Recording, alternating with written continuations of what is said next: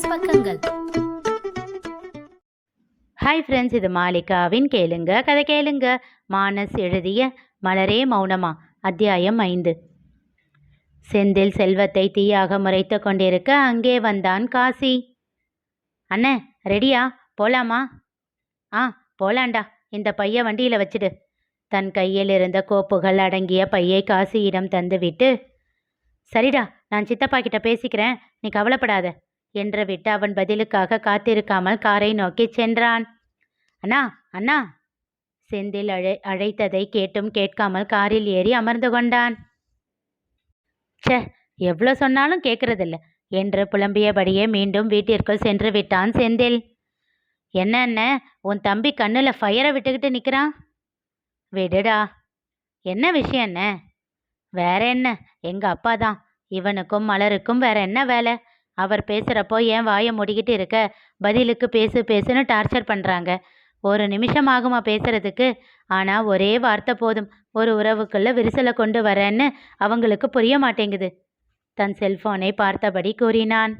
காசி ஒரு முறை அவனை திரும்பி பார்த்து புன்னகைத்தான். என்னடா அப்படி பார்க்குற? நீ ரொம்ப நல்லவண்ண. அப்படியா? ஆமாம் என்றவன் ஒரு இடைவெளி விட்டு கூறினான். ஆனால் இங்கே நல்லவன்னு உலகம் யாரையும் ஒத்துக்காது. வேணும்னா அவனை இழிச்சவாயன்னு வேணும்னா சொல்லும். சட்டென்று திரும்பி அவனை முறைத்தான் செல்வம். இப்போ என்ன, நான் இழிச்சவாயன்னு சொல்றியா? புரிஞ்சா சரி. அவன் பதில் காதில் விழுந்தாலும் கண்டுகொள்ளாமல் மலரை அழைத்தான். ஒழுங்கா புடிடி. ஒரு புடவையை பிடிச்சுக்க தெரியல, காலேஜுக்கு போய் என்னத்தை படிக்கிறியோ? சலித்து கொண்டார் ரங்கநாயகி.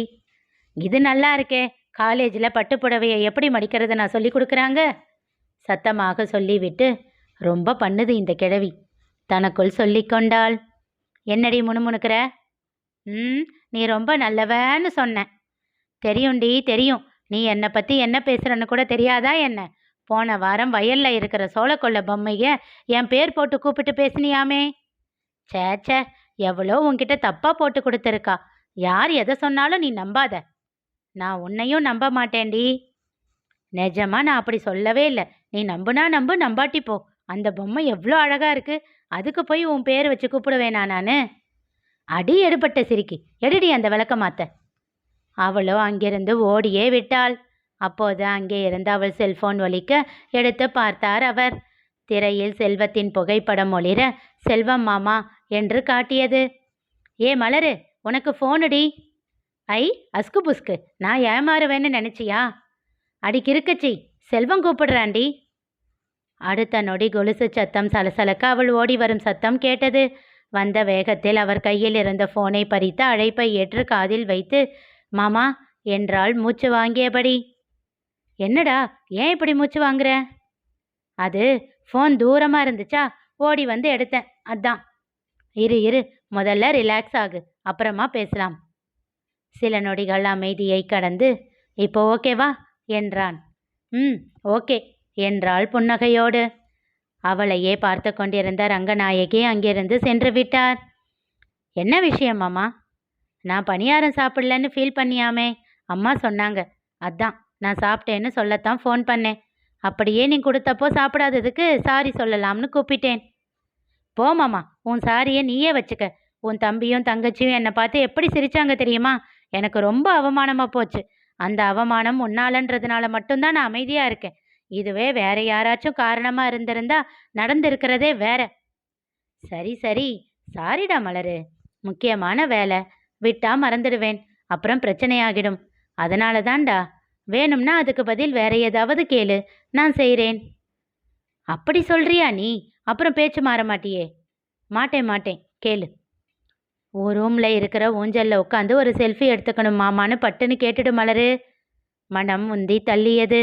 ஆனால் வார்த்தைகள் தான் வாயை விட்டு வெளியில் வர மறுத்தன. கேளு மலரு.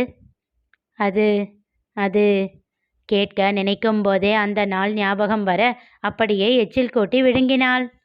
மலரு, இப்போதைக்கு ஒன்றும் தோணலை மாமா, நான் கேட்குறப்போ கண்டிப்பாக செய். சரிம்மா, நான் வச்சிடவா? அழைப்பை துண்டித்தவள் ஆழ்ந்த மூச்சை இழுத்து விட்டாள். அன்று கோபத்தில் கண்கள் சிவந்து செல்வம் நின்ற கோலம் மனக்கண்ணில் மீண்டும் ஓட அவள் உடல் ஒரு முறை நடுங்கி பின் சீரானது. இரவை தொடும் வேளையில் மில்லில் அனைத்தையும் சரத்து கட்டி சரிபார்த்து கொண்டிருந்தார் அழகேசன். ஹாய் மாம்ஸ், செந்திலின் குரல் கேட்டு திரும்பினார். என்ன பண்ணிட்டு இருக்க? நீச்சல் அடிச்சுக்கிட்டு இருக்கேன். ஓஹோ, அடி அடி என்று விட்டு விசில் அடித்தபடி அவரை தாண்டி செல்ல முனைந்தான். டேய், என் வண்டி எங்கடா? அந்த வெளியில நிக்குது. காலையில் எடுத்துக்கிட்டு போனேன், திருப்பி கொண்டு வந்து கொடுக்கணும்னு தெரியாது? என்ன வளர்த்து வச்சிருக்கா உன் அம்மா? சட்டென்று நின்று அவரை உற்று பார்த்தான். அடச்சி, பார்வையை மாத்துடா. என் அம்மாவையே குறை சொல்லிட்ட இல்லை நீ? இனி நீயும் வேணாம், உன் வண்டியும் வேணாம். அதை நாள் பூரா வச்சு சுத்திட்டு வந்து சொல்ற பாத்தியா? ரொம்ப நல்லவன்டா நீ. சாவி வேணுமா வேணாமா? வெடுக்கென்று அவன் கையில் இருந்து பிடுங்கிக் கொண்டார். விட்டா இவன்கிட்ட இருந்து திரும்ப வண்டியே கிடைக்காதடா சாமி, மனதிற்குள் புலம்பினார். மிஸ்டர் அழகேசன், வெரி சாரி, வண்டியில் ஒரு சின்ன ப்ராப்ளம் ஆயிடுச்சு. ஐயோ, என்னடா பண்ண என் வண்டியை? அவசரமாக ஓடி சென்று பார்க்க முனைந்தார். அவர் கையை பிடித்து இழுத்து நிறுத்தினான் செந்தில். பயப்படாதீங்க, பெட்ரோல் தான் காலி ஆயிடுச்சு. அவ்வளோதானே? அவ்வளவே தான். காசி அண்ணா, எங்கள் அண்ணன் எங்க? உள்ள. Okay, thank you. டேய் செந்தில். என்ன அண்ணா? அவன் அருகில் வந்தான் காசி. ஏண்டா பெட்ரோல் தீந்ததை எதுக்குடா வண்டியில் பிரச்சனைன்ற மாதிரி பில்டப் கொடுத்த? உண்மையை சொல்லு, வண்டிக்கு என்ன ஆச்சு? அட, உண்மையிலேயே பெட்ரோல் தானே தீந்துச்சு. ஆனால் நான் ஃபஸ்ட்டே அதை சொல்லியிருந்தா அந்த ஆள் சும்மா இருப்பாரா? அட பாவி, டேங்க் ஃபில் பண்ணி கொடுத்தா மொத்தத்தையும் காலி பண்ணிட்டியா? இதுக்கே என் சம்பளம் சரியாக போயிடும். உங்கள் அப்பாவை பணம் கொடுப்பாரு, அது இதுன்னு டைலாக் பேசுவார். இப்போது நல்ல வேலை, வண்டிக்கு ஒன்றும் ஆகலைன்னு அமைதியாகிட்டாரு. அடப்பாவி, பலே கில்லாடிடா நீ. கண்ணடித்து சிரித்து விட்டு சென்றான் செந்தில். ஹாய் அண்ணா, எதுக்கு வர சொன்ன? பாரா, என் டேடி கூட இங்கே தான் இருக்காரா? என்ன டேடி, உங்கள் பையனை இவ்வளோ பாசமாக பார்த்துட்டு இருக்கீங்க? கேட்டுக்கொண்டே செல்வத்தின் எதிரில் அமர்ந்தான். இந்தா என்று எதையோ அவன் முன் வைத்தான் செல்வம். என்ன அது என்று யோசித்து கொண்டே கையில் எடுத்து பார்த்தான் செந்தில். இன்னைக்கு தாசில்தார் ஆஃபீஸ் போயிட்டு வர வழியில் நம்ம கஜேந்திரனோட பையன் ஹரியை பார்த்தேன். அவன் உன் காலேஜில் தான் லெக்சரராக இருக்கானாமே. அவன்கிட்ட MBA படிக்கிறத பற்றி கேட்டேன். அவன்தான் சாயந்தரம் இந்த அப்ளிகேஷனை கொண்டு வந்து கொடுத்துட்டு போனான். எல்லாம் ஃபில் பண்ணியாச்சு. நீயும் சித்தப்பாவும் கையெழுத்து போட வேண்டியதுதான் பாக்கி. திகைப்பாக தன் அண்ணனை பார்த்தான் செந்தில். அவன்கிட்டயே கொஞ்சம் அட்வான்ஸ் பணம் எல்லாம் கொடுத்து சீட் ரிசர்வ் பண்ணி வைக்க சொல்லிட்டேன். அதனால பிரச்சனை இல்லை. நீங்கள் 2 பேரும் சைன் பண்ணதும் நாளைக்கே போய் ஃபார்மாலிட்டிஸ் எல்லாம் முடிச்சிடலாம். சரியா? படிச்சுட்டா அப்பா கிட்ட கொடுடா. சித்தப்பா, சைன் பண்ணிடுங்க. அப்படியே சிலையாக உறைந்து போய் அமர்ந்திருந்தான் செந்தில். மதியம் கேட்டது இப்படி மாலையே நிறைவேறும் என்று அவன் கனவில் கூட நினைக்கவில்லை. இதற்காக சண்முகத்திடம் கிட்டத்தட்ட 1 மாதமாக கெஞ்சிக் கொண்டிருந்தான் அவன். நீ பண்றது சரியில்லை செல்வம், குரலை உயர்த்தினார் சண்முகம். என்ன சித்தப்பா சரியில்லை? அவன்தான் படிக்கணும்னு சொல்றான்ல, படிக்கட்டும். அவன் என்ன பொறுப்பில்லாத பையனா? இப்போ ஒரு வேலை சொன்னா கூட முகத்தை சுழிக்காம சட்டுன்னு செய்வான். அப்படிப்பட்ட பிள்ளைக்கு அவன் கேட்டதை செய்ய வேண்டாமா சித்தப்பா? அப்படி இல்லடா, இன்னும் எத்தனை நாளைக்கு நீ தனியாக எல்லாத்தையும் பார்த்துக்குவ?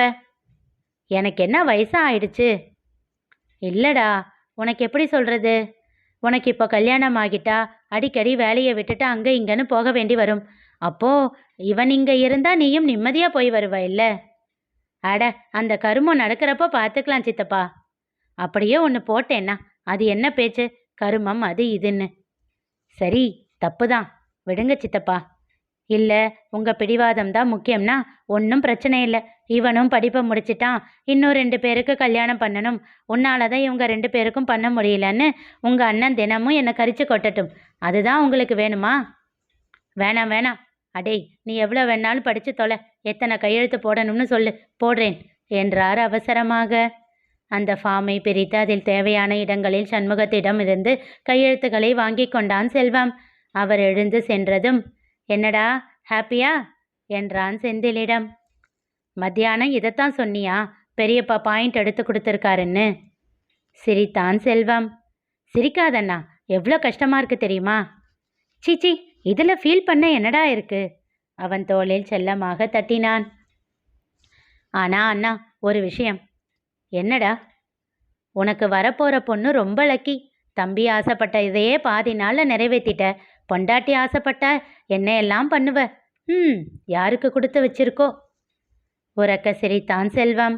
பின் செந்திலை பார்த்து புன்னகையோடு கூறினான். இங்கே தம்பிக்கு பண்ணால் சந்தோஷப்படுற அளவுக்கு பொண்டாட்டிக்கு பண்ணால் சந்தோஷப்படுற மனசு எல்லாருக்கும் இருக்கும்னு சொல்ல முடியாதுடா.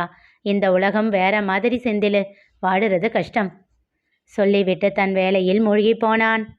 அதுவும் கரெக்டு தான்ண்ணா. அதுவும் மற்றவங்க மனசு நோகக்கூடாதுன்னு எப்பவும் நினைக்கிற உன்ன மாதிரி ஆளுங்களுக்கு வாழ்க்கை ரொம்பவே கஷ்டமாக தான் இருக்கும் தனக்குள் சொல்லி கொண்டான் செந்தில். இனி நிகழப்போவது என்ன தெரிந்து கொள்ள தொடர்ந்து கேளுங்க. கதை கேளுங்க. மீண்டும் சந்திப்போம்.